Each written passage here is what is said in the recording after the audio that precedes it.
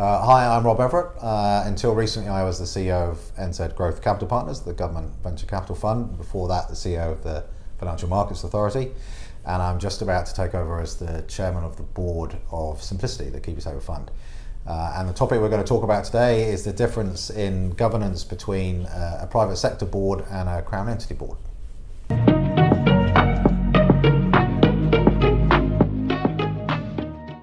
Hi, welcome to Governance Bites. I'm Banicevich, and as you just heard, I get the pleasure again to spend more time with Rob Everett. Rob, thank you very much for your time. Pleasure. It's been great catching up again after, it's been a while since I've seen you, I think, isn't it? Yeah. You moved from the private sector to a Crown entity, having done 18 years at Merrill Lynch. What surprised you about the difference in governance? Yeah, well, I mean, it is fundamentally very different. In a Crown entity, and it will depend from Crown entity to Crown entity. You know, they're not all created equal. Typically, your mandate, what you're there to do, and the powers you've got to do it, and the funding you've got to do it, are much more set in a Crown entity, and you have to stay within those boundaries. Whereas in the private sector, you know, at Merrill Lynch, to a certain extent, you know, you had a lot more freedom to devise business strategies and make really quite significant decisions for the business, you know, without interference, if you like, from the board or external stakeholders. So in a Crown entity, you have to be very conscious at all times of what is our mandate, and if that's set out clearly in statute, as it was for the FMA, which was new, that's really helpful, because it gives you a really good sense of what are you there to do and what are you not there to do. Some Crown entities or some government-owned companies have far less clear mandates, and their challenge in those sorts of organisations is working out where are your boundaries, so that what you don't do is spend a year devising a strategy and implementing it only to be told by somebody, actually, you're not supposed to be doing that. Either no one is supposed to be doing that, or the outfit over there that no one ever told you existed is doing that. So it's mandate.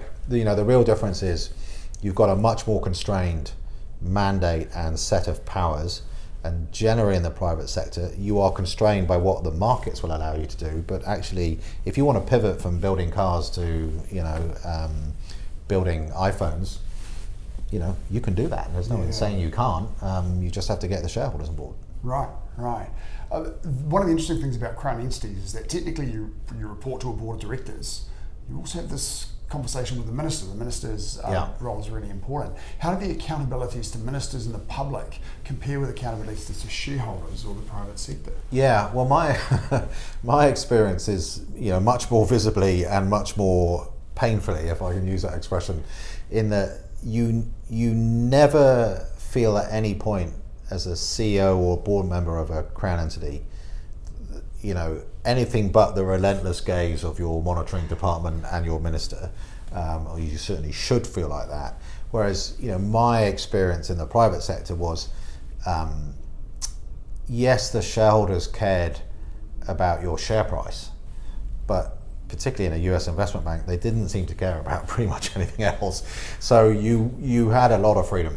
Whereas on a Crown entity board, you know, you are there at the behest of the minister. You are there to serve the responsible minister, and you can never forget it. And so that does change behaviours, and your willingness to do stuff that might be a bit esoteric is definitely conditioned. Yes, well, one of the challenges as well with a Crown entity is that ministers come and go, and political agenda come and go. So in a Crown entity, what are the challenges in balancing that political direction with independent governance? Yeah, I mean, I did 8 years at the FMA, and I think we had 5 commerce ministers in that time. I did 3 years at NZGCP, and we had 4 ministers in that time. You know, the 3-year electoral cycle is a thing of madness. And then you're having government reshuffles, you know, on quite a constant basis.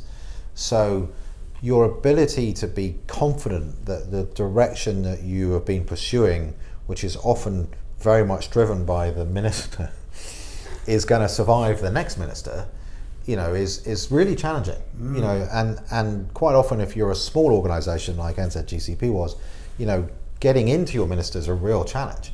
So you spend a lot of time at risk of wheel spinning, thinking, are we supposed to be doing what we were doing before? We've had a change of government. Do they still want us to be doing what the last lot told us to do? And the advantage the FMA had was you had a statute, you were independent. Yes, the minister had influence, but it was pretty clear what you needed to be doing, and that didn't change. Yes. Whereas for a non-statutory entity, a government-owned company like NZGCP, you did not have that certainty of direction, and it made your need for direction and clarity from your minister or your monitoring agency an all-consuming topic. And when you couldn't get that clarity, you had to decide, do I just not do anything? And then everything grinds to a halt. Very demotivating experience. Or do we push the envelope and risk someone saying to us in 6 months' time, what the hell were you doing?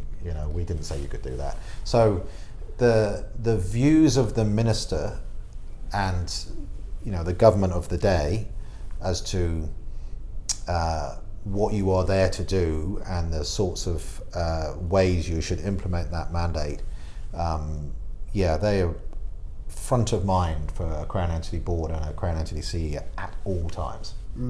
Right. What impact does the board appointment process have on board dynamics and the two types of entities? Yeah, well, at times, and this has ebbed and flowed in my 10, 11 years in the public sector, you see board appointment processes being subverted by political decision making. Whether that's grace and favour appointments or whether a shift in policies is leading to different people being put on the board. And so certainly as a CEO, a long-term CEO like I was at the FMA, where the board turned over in total at least twice in the time I was there, 3 board chairs, again, it can make things, you can really lack consistency, and you're having to adapt quite quickly to a change of approach, a change of individual, a change of nuance, some of which is not articulated to you. So someone would appear on your board and you think to yourself, okay, they've been put there for a reason. Is that a good reason? Is it a bad reason? Do I need to worry? Do I need to go and ask someone what was the minister wanting to achieve here, and to be told, mind your own business?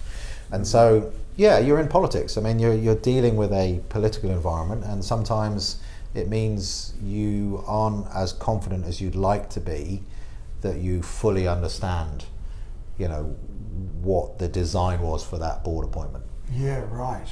Because as you say, you've got the direct influence of the minister, a letter of intent and things that comes forward each year, changing ministers within a government, and then changing governments who come with a completely different agenda, and then those ministers being very strongly involved in appointing board members, so influencing the structure of the board as well. And I do think, certainly compared to my experience in the UK with a 5-year electoral cycle, yes, and a very strong established civil service, one of the things I struggled with a bit in New Zealand is the constant chop and change, and you often feel like you're starting at zero again when you've got to change a government, and there's long periods where nothing is happening because everyone's trying to work out post-election who's in what office, and 1 year to clean up the last person's mess, 1 year to try and do what you want to do, and 1 year to get rid of it. Right? And as a government official, I guess, in those jobs, it felt like you had your feet tied together in terms of your ability to move forward quickly, knowing that in 6 months' time you either had a new government or you almost certainly had a new minister, and that you were going to have to do this whole process again. And then people are saying to you, well, it's 6 months before an election, you shouldn't do anything different, you need to wait for the next lot to get in, and then they won't do anything for 6 months, so actually that's 12 months. So the political cycle, for a lot of the Crown entities and government-owned companies, slows things down. Can't we just get on with it and change the length of the political term? Yeah, please. In your experience, how does the level of director capability or diversity compare between Crown and private sector? Yeah, that's a good question. I mean, I have largely been very impressed with the people I've come across on Crown Entity boards. They've tended, because they're not getting paid really to do that job, so they tend to be very passionate. They tend to have achieved a bunch to be considered. I think sometimes what I've seen is they may feel it's their job to represent the kind of the sector they've come from on the board, and on the public sector boards occasionally err on the side of trying to be a representative of that sector rather than realise that they're on the board to act in the interests of the entity itself. So you see a little bit of that transition when people first come onto Crown entity boards, but I think people work it out. I think in terms of quality of people, like I said, I've been very impressed. You do in both private sector and public sector boards sometimes see people who are consciously building a portfolio of board roles, and you sense they're not as passionately supportive of what your entity does as everybody else. And you can see those people a mile off, right. Certainly as a CEO or a chairman of the board. And that's fine. People have got to build governance expertise. But, I'm a strong believer, as I've said before, if you're on the board, you should be doing everything you can to make that entity successful, and using it as a stepping stone. That's perfectly valid as long as you give everything you've got to that entity during that period. But, yes. I have seen particularly on some of the Crown entity boards, the occasional person who's really got an end goal in sight, and you're just on the way. Yeah, right. How would you compare the risk appetite and risk oversight between public and private? Yeah, well, I came from a US investment bank, so risk appetite, for better and worse, was fundamentally different. I think for someone like me, what I had to learn to accept in the public sector board and a public sector entity is that the number of people you have to consult with, the number of people you have to tell, working out who needs to be on board and who they need to bring on board and who they need to bring on board, and the chain of command.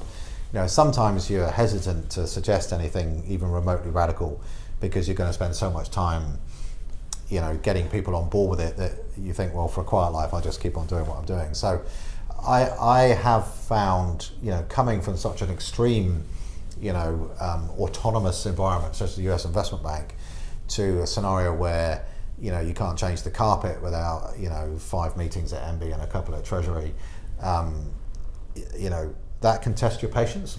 It's the politest thing I can say, but that's the beast you're in. Yes. It's taxpayer money. You're accountable to everyone you meet on the street and in the supermarket and on the football field. So you just have to transition to an environment where, in order to deliver to that accountability, you don't get the freedom of movement that you would like. Yes. And it is frustrating, and I don't know how people who've done those roles all of their career cope. Certainly for me, I thoroughly enjoyed that sense of we're here for the taxpayer, we're here to deliver value for all New Zealanders, but the pace of your ability to change things can be intensely frustrating. Yeah, I understand the low risk appetite, the being so risk averse. I remember how the media spotlight, you're always in the media spotlight. Yeah. And one thing that stood out for me in particular, I remember one year when I was at the FMA, when you were CE, and we had a staff conference, and that blew up in the media of how much money was spent. And you think, well, this is just how much it costs, and how important is it for an organisation to bring their team together and learn and celebrate and all these things. Yeah. Every business should do that. You make an interesting point. One of the lessons I learned as a CEO at the FMA, but also that I've taken into my board governance roles, is that you have to take that accountability to the taxpayer incredibly seriously, and it means you're going to be frugal and prudent on things that you wouldn't have done in the private sector. So I fly Jetstar a lot because I feel that that's actually the right thing to do. Ironically, if it was my money, I'd go on Air New Zealand, but I feel that's the right thing to do. But what that scrutiny can do is it really creates an unhealthy risk aversion and a sense that you're in a second-class organisation because you're a public sector organisation, and you can't do the things you would in the private sector. You can't spend the money, and then you're at risk that the quality of your staff starts to decline over time. So that sense that we're going to be in the paper tomorrow, we're going to get criticised for this, can be all consuming. And I had to say to myself and my board at the FMA,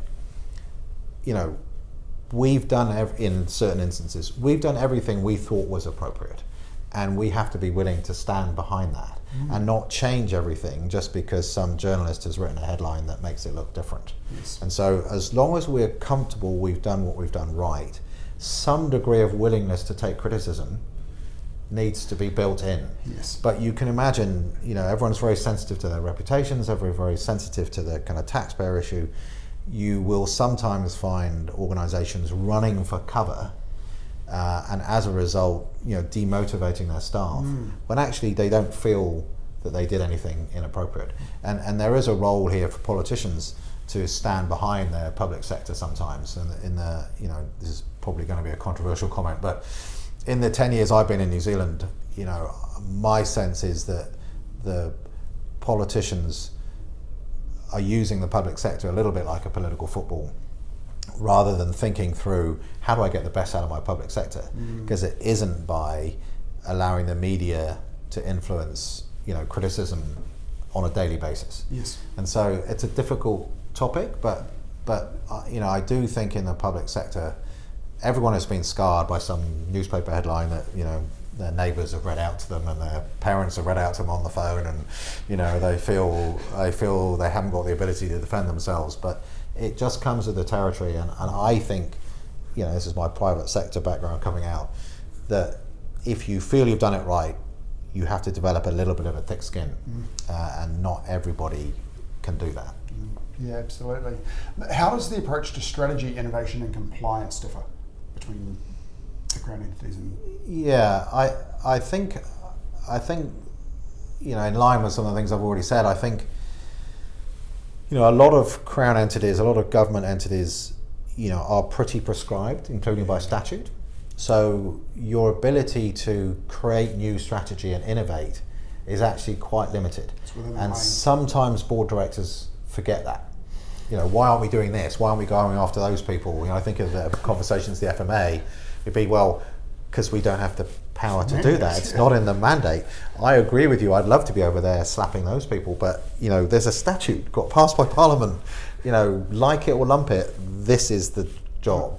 And so I think you can innovate, I think, in how you deliver your strategy, but your ability as a Crown entity board to go and do things that you're not mandated to do, it isn't there, and you have to accept, as for the last answer, you're going to get criticised for not doing things you're not allowed to do. Yes. And in my experience at the FMA the whole time was people, including people deep into the industry who ought to have known better, saying, why aren't you going after these people?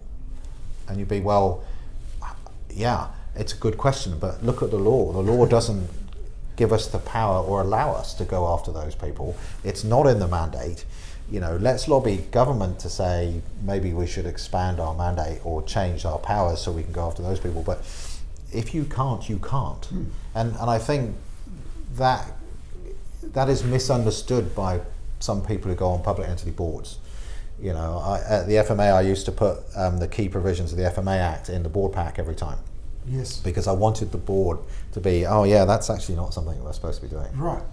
Well, in my experience as well with the FMA, sometimes you'd have things that would be within the mandate, but you had very limited ability to do anything about it. And financial advisors and the Financial Advisors Act was a key example. Yeah.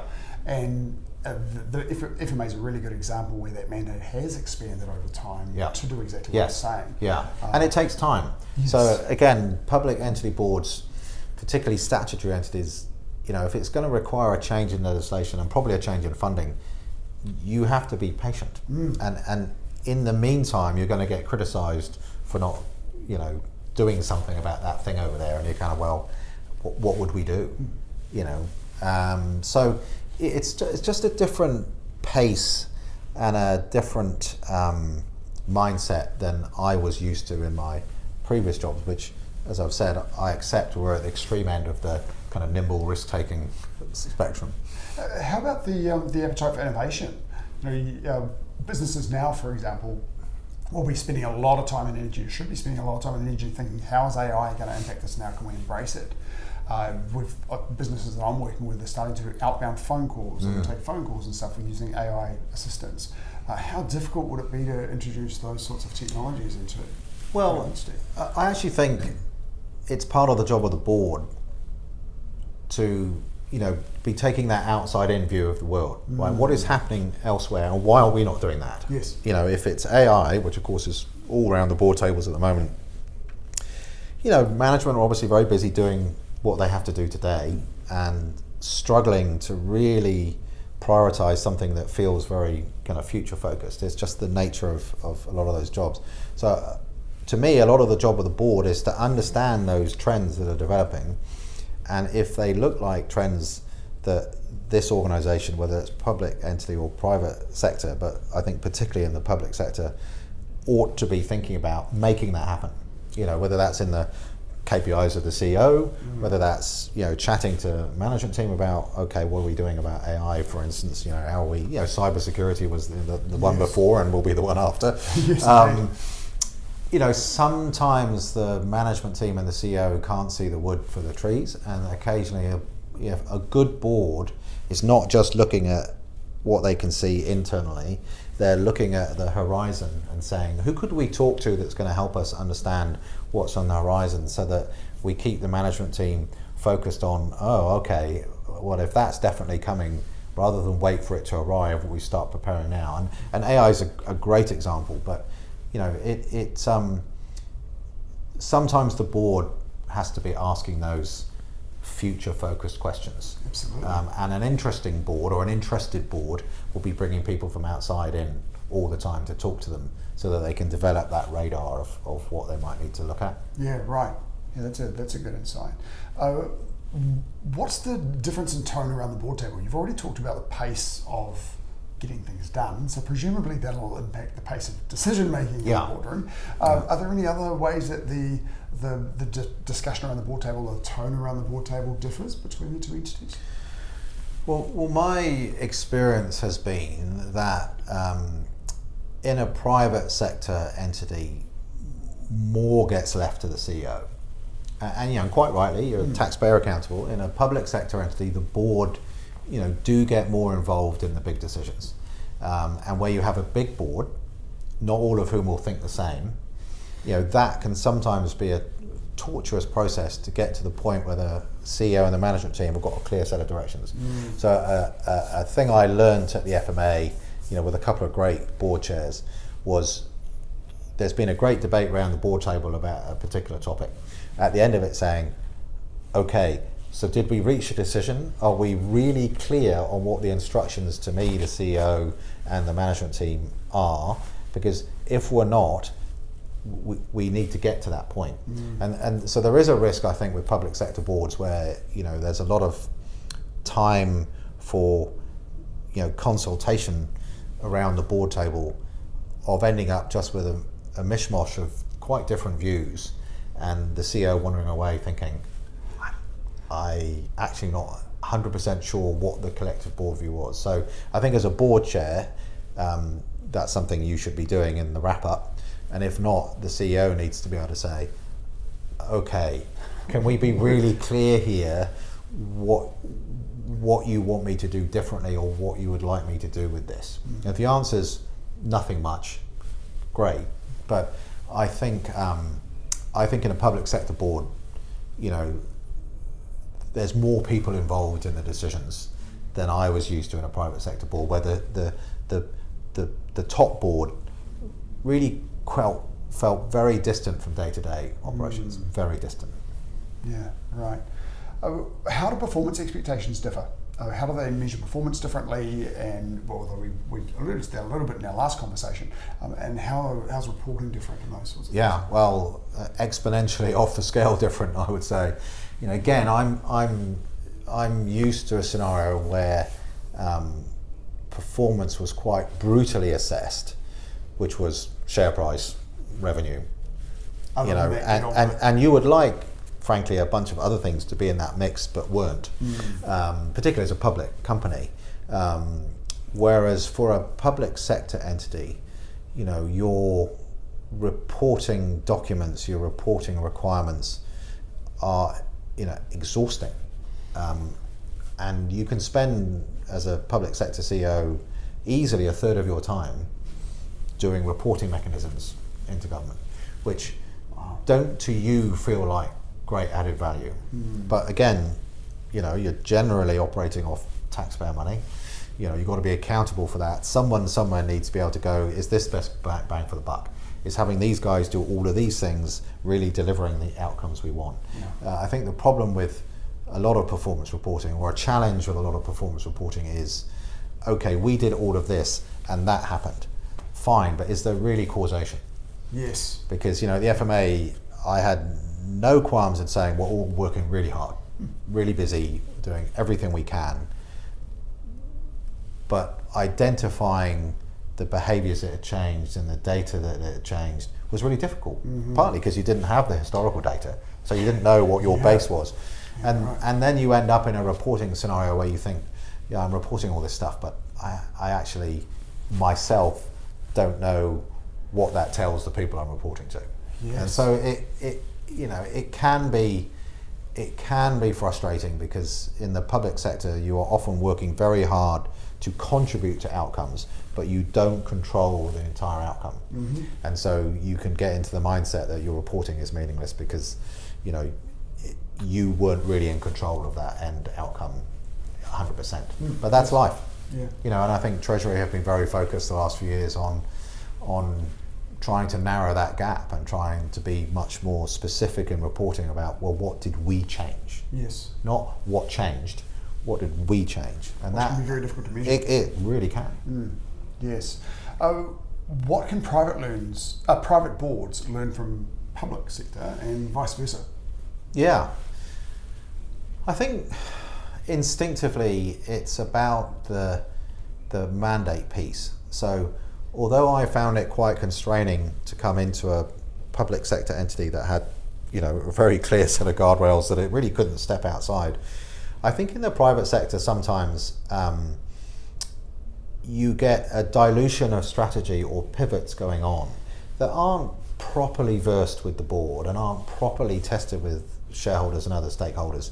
And so you get the risk of organizations going off on tangents and pivoting where actually no one sat down at a governance level and said, oh, so you want to pivot from this to that. And of course the CEO is going to say, well, it's not really a pivot, it's just a development of the strategy. But I certainly felt in the private sector that sometimes you had quite radical changes of direction, and you really wondered who had decided that and who had looked at it that wasn't the person who stood to make all the revenue out of that change. And so I think, even though I found it occasionally frustrating, a clearer sense of what is our company here to do, what are our shareholders expecting, what is the direction we have set for ourselves, and if we're going to change it, do it mindfully. Yes. Don't let it just happen because someone's got a pet project that suddenly ended up taking over the company. Yeah, that's a really valuable... And you see a lot of good companies fail because they've done a bunch of mini pivots that actually hadn't been properly thought through, and they diluted the thing they were good at and ended up doing a bunch of things they would like to be good at but aren't. So I do think there's a read across. Yeah, right. Anything the other way? Well, speaking with my private sector kind of background, I would say, and this is really for the public sector boards, more a message for the kind of government apparatus.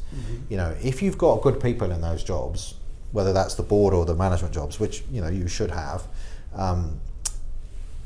let them have a degree of ability to make decisions and take risks, within the controls. Otherwise, you're not getting the best out of those people. It's the stuff that's incredibly difficult and challenging that brings out the best in the best managers and the best executives. And so, if you want the public sector to perform at the level it needs to perform at, there does need to be room for people to own decisions and take some risk. And that might be reported differently, it might be governed differently, but it should still be happening. And I have seen a retreat from risk in the public sector in the last 10 years, and I don't think it's healthy. Yeah, absolutely. Thank you, Rob. I've got one final question for you. What advice would you give to a new director? Only do it if you clearly see where you're going to add value. So don't take it because you like the sound of it. Don't take the role because it's a great stepping stone. Take the role because you've got a sense of where you can fill a gap or do something the current board can't do, and then constantly reassess that with the board chair and the CE. What can I bring? What value do I add? I think being a board director that isn't really sure where they're adding value, that's a bad place for a director to be. Yes. So I think if you're not sure, either on the way in or as things have developed around you, go and ask, go and say, how can I help? What can I do that's different? What is there something specific that I'm on the board for that maybe I didn't quite realise?